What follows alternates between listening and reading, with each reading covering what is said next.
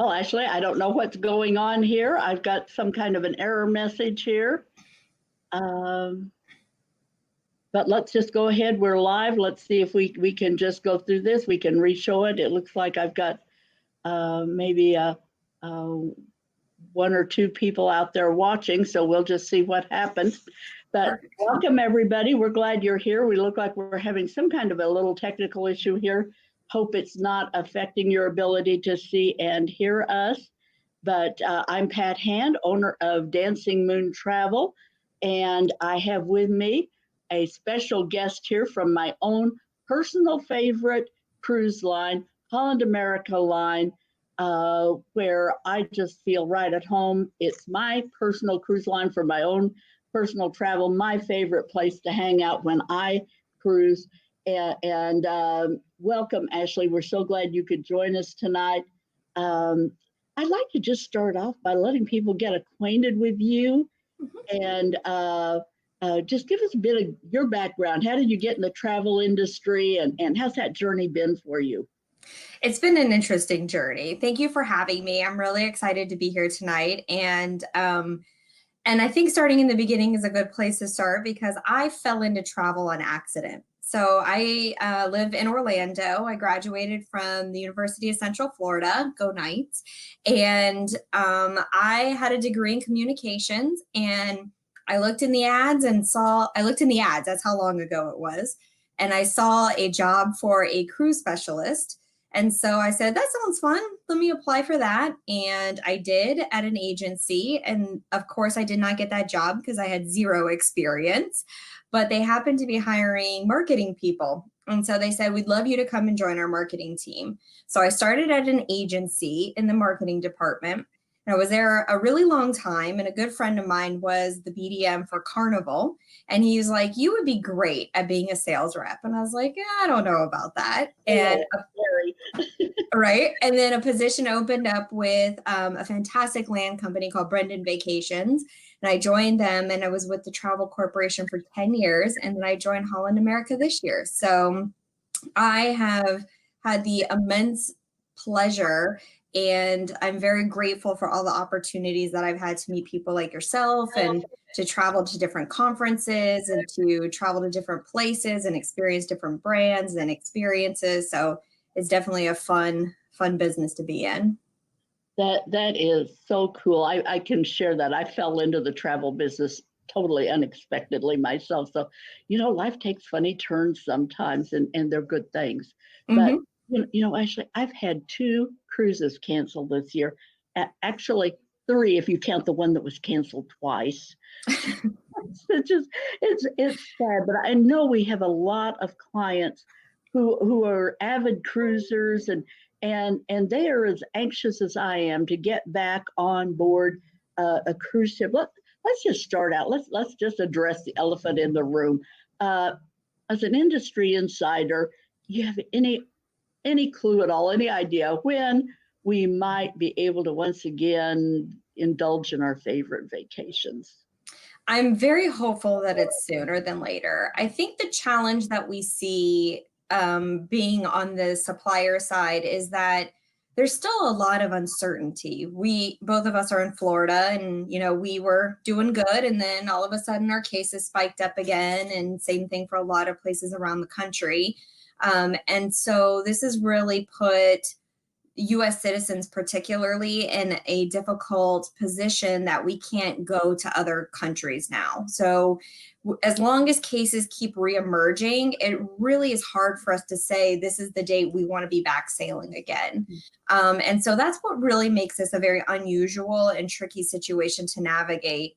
On top of that, that uncertainty that keeps changing, we are working with the CDC, and we're working with cruise industry associations like CLIA to see what we need to do to ensure the safety and security of everybody who's traveling. So you've just read right into my next question. Beautiful segue there.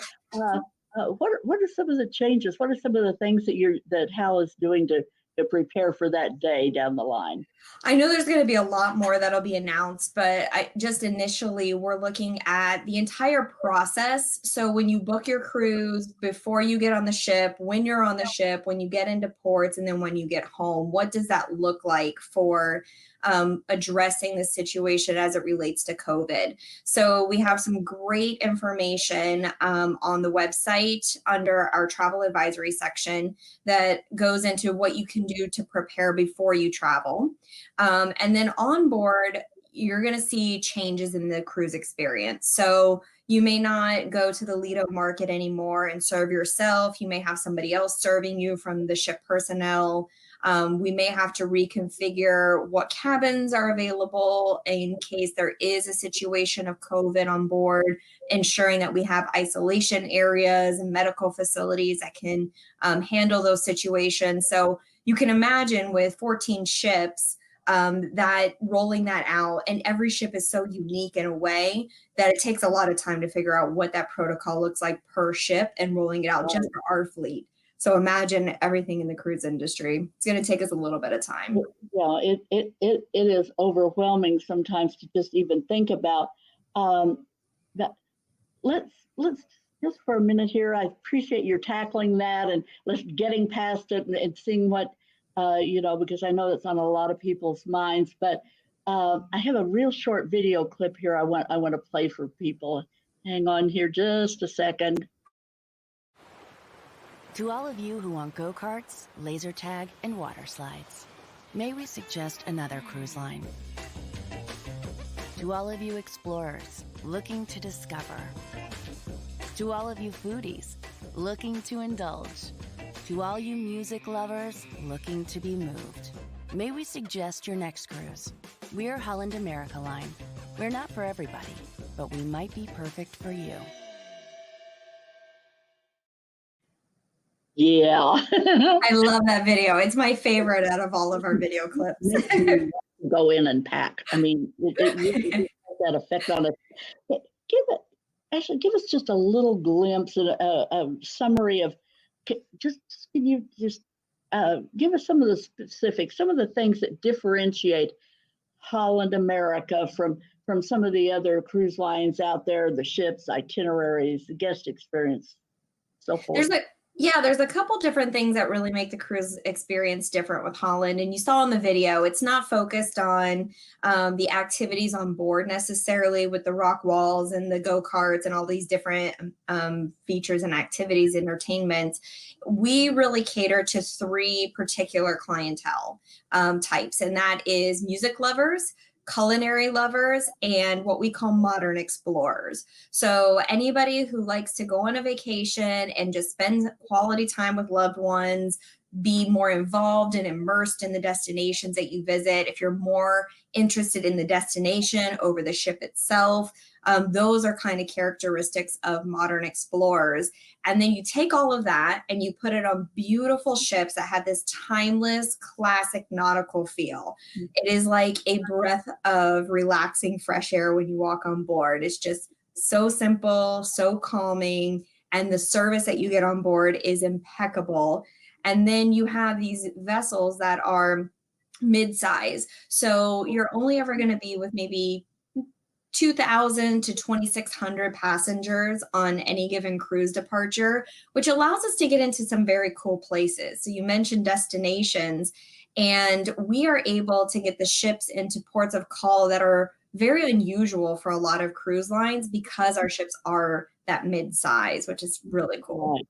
Now, speaking of that, here's an image of your newest ship, the new Stottendam, which, by the way, I have a client who absolutely went nuts. They were on an extended sailing on this vessel, and they didn't rave enough about their experience on board. But unlike Koningsdam and this new Stottendam ship, you really are kind of nudging the upward size of the mid size. You're kind of just up against that borderline there between that and large. Do you think, is Hal going to stick with that mid-size ship, or do you think they'll fudge a little bit and get into the larger ships as they go?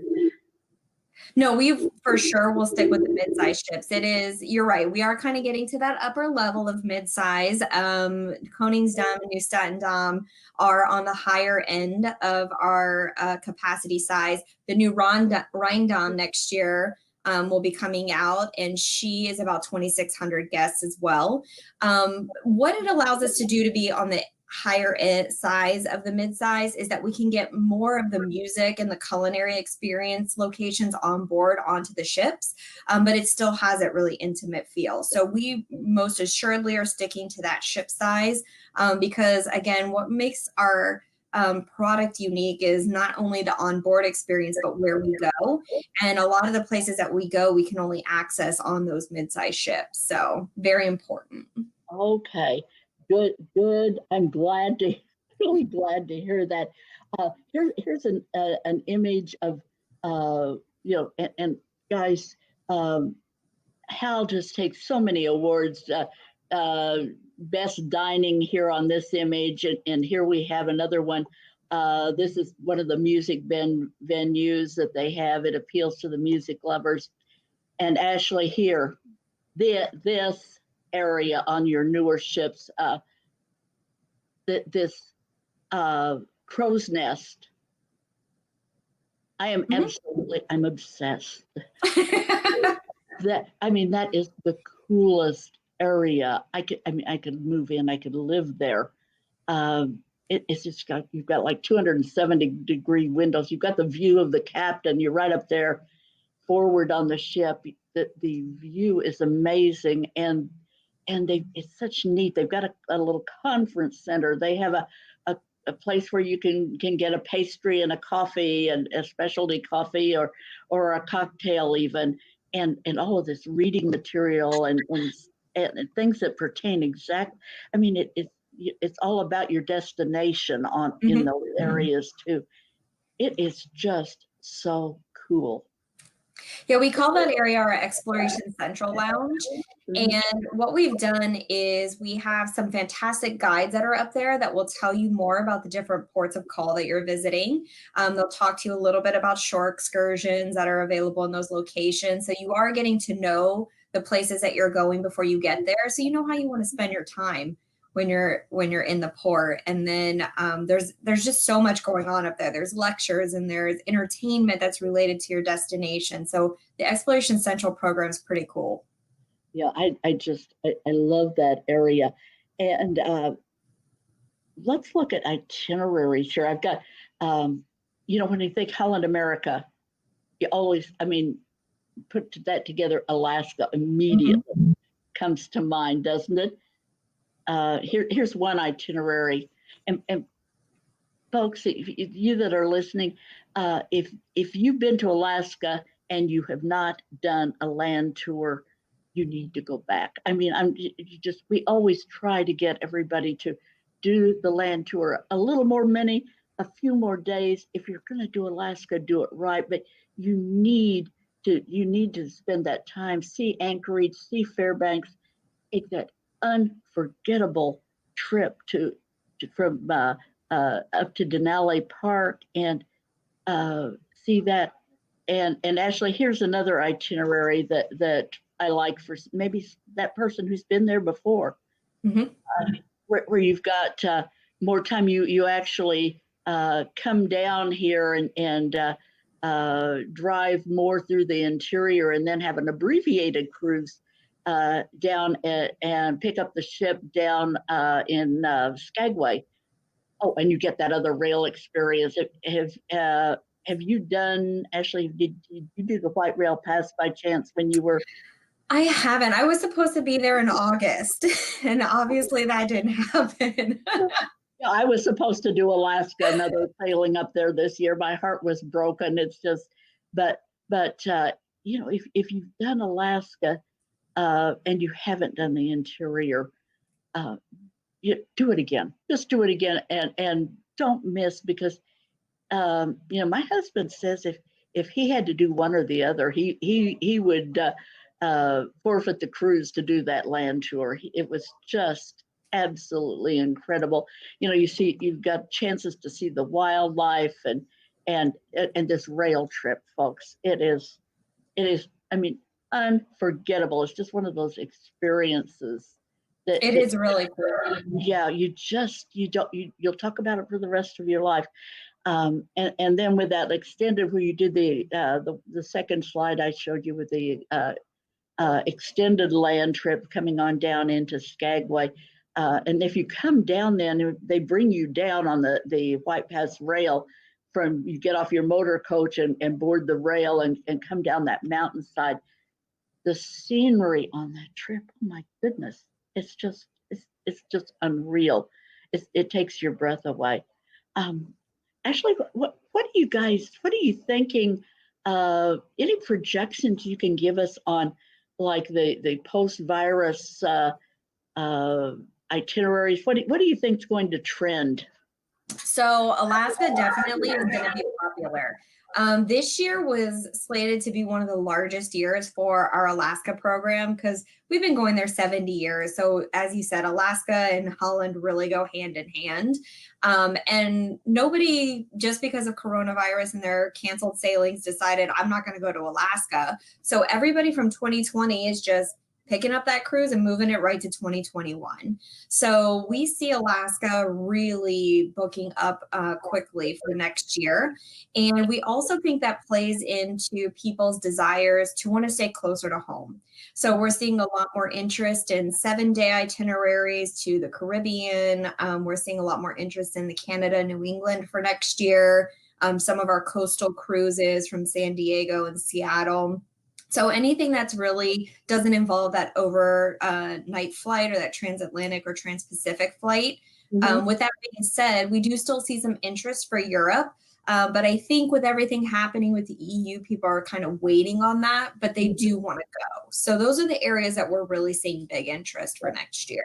People do want to travel. I cannot wait until as soon as I feel it's marginally safe. I want to get out of these four walls. Let me go. You know, one of the other things I love for Helen, I think your ships are so suited to this. This is Panama Canal, mm-hmm. which I think you guys do so well. They have wonderful itineraries, and the ships are so well suited for that. Panama Canal it has such appeal on the, whether you're looking at it from an engineering type perspective of the history or culture, it just kind of hits all of it, and it's fascinating. It's beautiful, the scenery, the experiences you won't forget, the culture, wildlife. Mm-hmm. So I love sloths. There's something they're just adorable. But and you talked about the Caribbean, and people say, "Oh, I've done a Caribbean cruise." How do you ever get tired of doing a cruise? I mean, I've been in Cozumel. I don't know how many times I've been to Cozumel, but there's so many different things to see and do. You never run out of things to do. It's very true. And there's so much of the Caribbean. Here's an itinerary I really thought was really nice, where you've got coming down here, and this is probably I don't have a day count on this one, but probably I'd guess 11 or 12 days to hit an itinerary like this, round trip Fort Lauderdale. But the Caribbean is just it's such an exotic destination at some of these islands that you just. Yeah, I agree. And I think what's interesting, like I was saying earlier about, the mid-sized ships, it even plays in here in the Caribbean, because you're going to see a few ports that are familiar, like St. Thomas or St. Martin, but you're going to see a lot of ports that are mixed in there that you may not have even heard of before. We're going to some of those much smaller islands. And I think the other really cool thing is that we are able to spend the night in some of these big ports. So you'll see overnights in places or late departures in Curacao. You'll see overnights in Aruba maybe. So you're able to spend a little bit longer than some of the other ships would be there, which gives you that opportunity to enjoy all those amazing activities during the day, but then go out and go dancing or go out for dinner or go out to have a drink and listen to music, which is really part of that Caribbean culture too. Right, and just really explore the destination. You said modern explorers, and that Mhm. really is people who want to immerse a little more in the destination, and the fact that you just uh, give people an opportunity with those extended times in port and so forth. I had another little clip that I wanted to play here, um, that.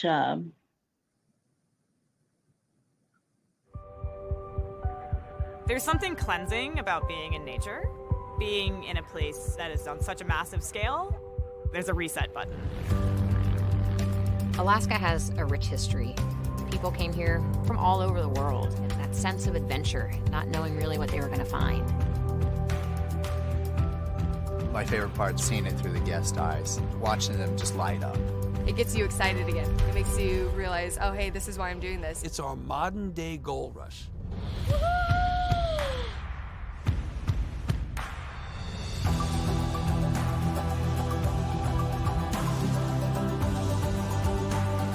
Being with Holland America Line creates this connection with my guest. They really are experts in travel. You feel like you're a part of Alaska. It's just a different feeling here than anywhere else. By land, By sea, By experts. We are Alaska. It's such a just an experience that it is like nothing else when you get out there and do those experiences. I always tell people, I have clients who don't want to get off and do the excursions and the tours and things sometimes, and I really do urge people. That's don't you think, Ashley? That's a lot of times where the memories come in. Yeah, and I think what's interesting about shore excursions is some people could see it as an additional cost or an additional expense, but it's really a curated experience for you to be able to immerse yourself in the destination. So sure, you can get off the ship and you can walk through Skagway, and it's an awesome little town and you'll have a beautiful time there.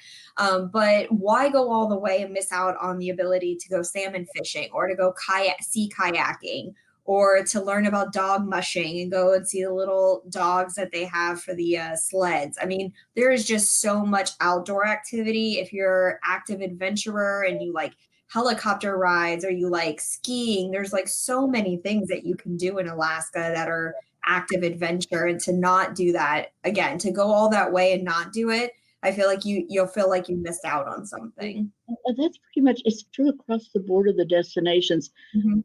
Because when you take a tour, even if you're just doing, you're in the Caribbean and you just do the island tour, Mhm. you could go out and wander around and see some of that, but you don't understand the importance of what you're seeing, the context, the history. Just invest. It's not just spending money. It's investing and in bringing home those lifetime memories. Mhm. And I love what Orlando Ashford, how when he talks about travel, it just kind of lights up your imagination, because he talks about how travel is so much more than just taking a trip and just getting away. It's uh, expanding your horizons, building your cultural connections, and developing lifetime memories. Yeah, I know in my travels, the things that I remember most, because I've, like I said, been lucky enough to go a lot of different places. And the experiences that stick with me are the ones where I get to spend time with the locals. I get to hear their stories, more importantly, hearing the little fairy tales about an area that you're walking through, or the oral history that's been passed down from generation to generation, or somebody just explaining why a building looks the way that it does. That to me is the most fascinating thing about travel, and seeing how people are the same and yet how they're different as well, and being able to appreciate those differences, but connecting on the fact that we have a lot of similar things in common with people all over the world. It is, and that's one of the experiences about cruising. When you cruise, you get, if you're smart, you have conversations with the staff on board, because you're just connecting with people and learning about their lives, because most of them, chat with your room steward, because a lot of times they'll just share their lives with you, and we remember particular waiters that we had on a particular cruise. We fell in love with them. They touched our lives, and that's a beautiful thing about travel, and whether by land or by sea. And I love the cruising. It's just a part of me. So Ashley, I see we're coming up here on about almost 28 minutes here, but are there any special promotions right now that Holland has that people could take advantage of? For sure. We have some really great deals. I want to start first with the Book with Confidence program. So this was a policy that we rolled out. We know some of you guys might still be kind of thinking about things and maybe unsure about how this situation is going to unfold. So when you book now through August 31st, you qualify for our Book with Confidence program, and that will allow you to cancel within 30 days of your departure and receive a future cruise credit to use towards another cruise vacation. So if you're just not 100% sure that you're ready to go yet, we want you to know that you're not going to lose your money. You'll still have the ability to cruise with us when you're ready to go, and we'll be ready to take you there. So that's really important. And then I think I've been told, because I've only been at Holland a few months now, but I've been told this is like the best deal we've ever had. We have our Save Now and Cruise Later offer. And so this will run through September 30th.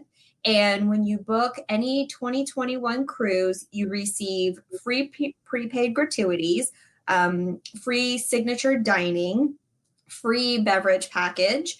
And if you book a suite, you get free Wi-Fi as well, and you get a 50% deposit. So you're going to save half of your deposit. So it's a really great offer. It's got all those goodies that you guys are looking for. That is a really, really good offer. Right.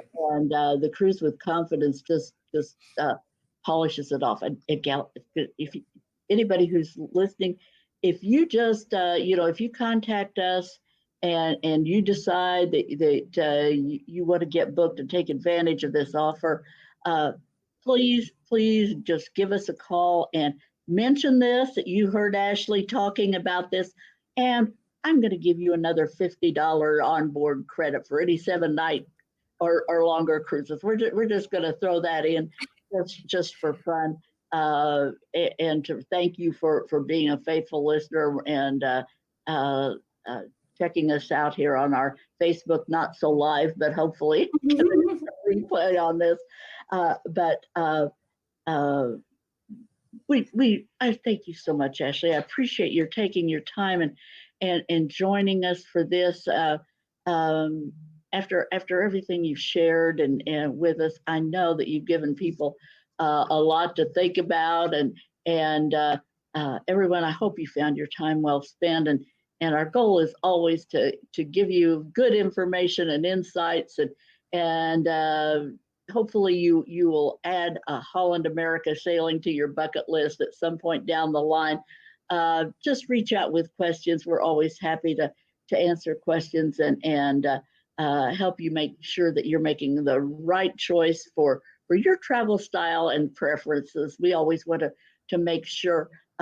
I think Holland America would be great for most of those who are listening tonight, but there may be one or two who might not be a good fit, and we'll steer you in the right direction. And finally, you don't want to miss out on next week's broadcast. We are going to welcome Tia from the Tia Brooms from the Office of Tourism in Barbados. So we're going to be talking about visiting Barbados as a destination.